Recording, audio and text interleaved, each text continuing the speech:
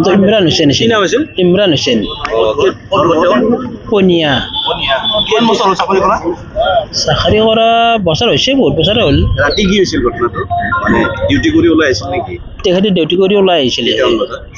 10টা বজাত আহিছিলে এতিয়া কি সন্দেহ হৈছে এনেকে যে কৰি আছে? এইটো সন্ধিয়া মাজাৰ হ'ব বাইক লৈ আহিছিল নেকি? বাইক লৈ আহিছিল হা বাইকখন আছে নে নাই? বাইকখন নাই হেলমেটটো আছে এইটো মাদাৰ কি যায় ৰাতি তেওঁ নোহোৱাৰ পিছত পৰিয়ালৰ লোকে যোগাযোগ কৰিছে বিচাৰিছিলে থানাতো আহিছিলে তেখেতে ঘৰৰ মানুহ আহিছিল তাৰপৰা নাপালে এতিয়া আহিছে ওচৰত কি কৰি আছে তেওঁ?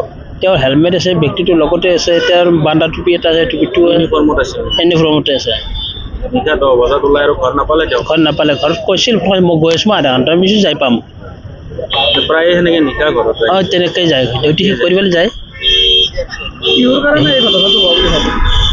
কি মানে এতিয়া কল মাদাৰ বুলি ক'ব লাগিব মাদাৰে হ'ব এইটো কোনোবা টাৰ্গেট কৰি পেলাই এনেকৈ কোনোবা দুশ্মন আছিল তাৰ তেখেতে হয়তো চাগে